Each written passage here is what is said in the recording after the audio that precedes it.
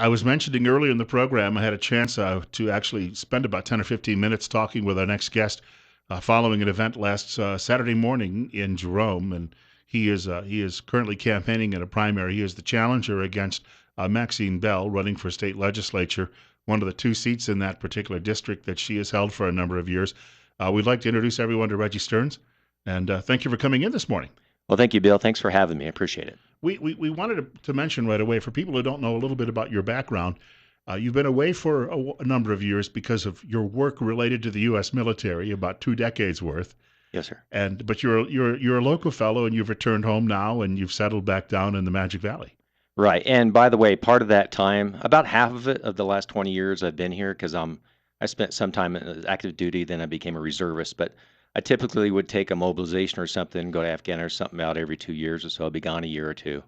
So I've come and gone a little bit, but You so got to see I stayed in touch. some of the best known battlefields in the world too over the last decade or so. Some of the best known, yes, sir. Yeah, Yeah. and we wanted to point out that I think you were mentioning in your remarks the other day, you have a background and you helped set up police units in Afghanistan. You helped set up hospitals in Afghanistan. So you were a very busy guy while you were actually, on active duty from time to time. Right. I was a military advisor, and I worked with the Afghan National Police on my first tour there, about 10 months in Afghanistan. Traveled the roads, about a quarter of the country, and I flew all over the place, landed on forward operating bases, combat outposts. And then my next tour, I was stationed with the NATO command, where the first one, by the way, was A&P, and that was trying to set up their healthcare system for the police. And the next one, the next deployment over there, I worked with the NATO forces, and at that point, we were trying to certify all the core and above, which is basically district and above healthcare facilities and their medical school back to the Afghan National Forces. And I saw a huge change from when I was there the first time to the second time, but they still have a long ways to go. I was going to say, coming to the Magic Valley in and out from time to time, it's like when I go visit my hometown, I always see something that's changed drastically that you wouldn't notice if you were there on an everyday basis. There must be certain reasons that you've decided that you wanted to take on this challenge. You can look around the region, obviously, and see things and say, aha, I think someone needs to step in and change that. Right. Maxine Bell is a nice woman. She served Idaho honorably, but it's been going on 28 years now. And I think sometimes you spend too much time somewhere, you kind of become part of the establishment instead of looking out for the people. Plus, I looked at her voting record, and it appears that 68% of the entire legislature voted more conservative than her.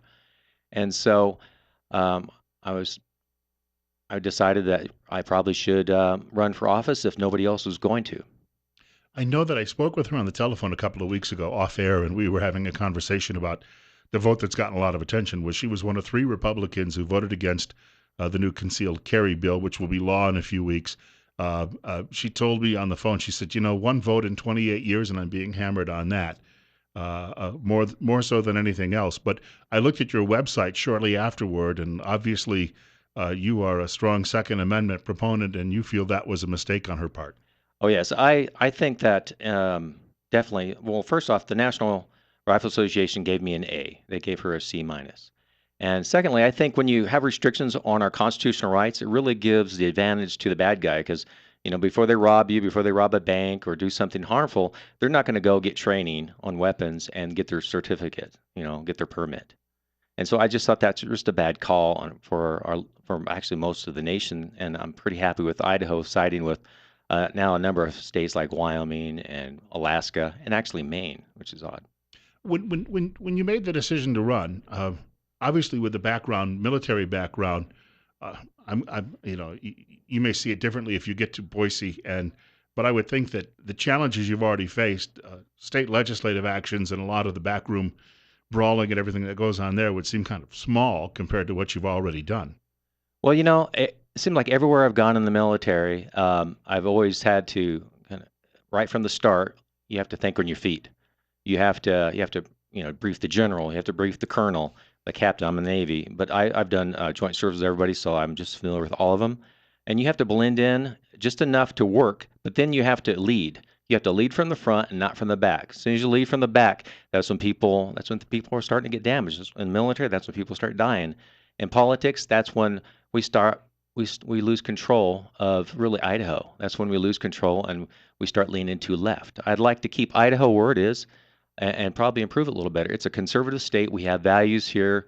We should be one of the examples to the nation, and I think we can be, and we are. But I really want us to lead from the front. Now, there's a generational component here too, and you mentioned she's been in office for almost three full decades. Uh, when you're campaigning, do you get feedback on that? I know that in her case, she could say, "Look, I've got the experience level, having been here that long." But what type of? I mean, obviously, you've been to a lot of events. Happened to see you at the one the other day. You've probably been doing some door to door as well. What sort of feedback are people giving you? Well, people name recognition, they do know Maxine Bell. But it's funny, as I have a conversation with people, um, a lot of times, well, first off, her vote on the concealed carry, the constitutional carry, I haven't come across hardly anybody that thought that was a good idea. And so I wonder if she's really in touch with her district anymore, because everybody I've spoken to, with a few exceptions, have thought that was a really poor call. And also, if you look at spending, seems like there is not a bill. If you talk to some people who actually follow legislature, it seems like there isn't a spending bill that she doesn't like, or a bill that really kind of restricts somebody, our constitutional rights, or maybe puts more regulations on more people, or something. She's typically people are aware of that, but a lot of the people too, they just go to work every day and they're not aware of that. But the ones that are in the know, that seems to be the thing that comes to the surface. There was a time when I think that anyone campaigning who had a military background got a lot of respect right away, right off the top. But I'm wondering if that's waned a little bit in recent years because the wars are not so top of mind to the public anymore. Because there was just a few years ago, I can recall anybody who had actually spent any time overseas, serving overseas, had a tremendous amount of respect when they got home. But are you seeing that fade a little bit? Actually, I'm not seeing it fade too much, especially if you go door to door. And I've gone to some businesses too, and when they know the background, people, not a lot of people actually serve anymore. There's a small fraction of it, but I think Idaho really does appreciate that, and I appreciate that fact too. I'm in a medical service corps in the Navy. I'm a Navy commander. I'm not infantry. I have a lot of respect for those infantry, the special forces, the people out there doing it every day. Now I travel back and forth on the roads every day, expose myself. Convoys in front of me got blown up, convoys behind me. I was lucky. Nobody's safe over there, but I have a lot of respect now. Those I have respect for all military, but those infantry, those guys putting a line, I respect them a lot. Want to point out Reggie Stearns is our guest. It's 9:14, and we've got 57 right now. You're listening to Top Story with Bill Colley on News Radio 1310 KLIX and newsradio1310.com. So if you win this primary, there's not really much to worry about in the general election, obviously, in this particular region. But if you win this primary and you've got a long wait then until you actually get to work next year in the legislature, can you say maybe off the top of your head what are some immediate goals? Well, education's pretty top of mind right now. And one thing I think that Idaho needs is more competition. There is nothing out there that has not improved with competition. And so I'm a big fan. I'm a big fan of a voucher system. I'm a big fan for two reasons. One, if you can send your kid where you want them to go, your child, they'll be taught the values you want them to taught. They'll be taught evolution or creation, whatever it is you want, right? They won't get the Common Core likely. The Common Core, kind of, if you look at the curriculum of Common Core, you can tell that, I mean, they're all loaded questions. Even when you read literature, it has a left-leaning component to it all the time. So I think the one thing about vouchers that would allow us to send our kids to the proper school, and also put pressure on the public schools, because if you lose 1 or 2% of the population and the money's following the child and the money's not following the district or the building, 1 or 2% is going to make people stand up and think, and that competition is going to make them improve upon things. I think that the public school system, that competition is not the public school system is not going to disappear. It's just going to get an alternative, especially those people right now are sending their kids to private school. I think the vouchers would help them because it's costly. There's a lot of people with values, and they're paying a lot of money to send their child to school, and I think that would really help along those lines as well.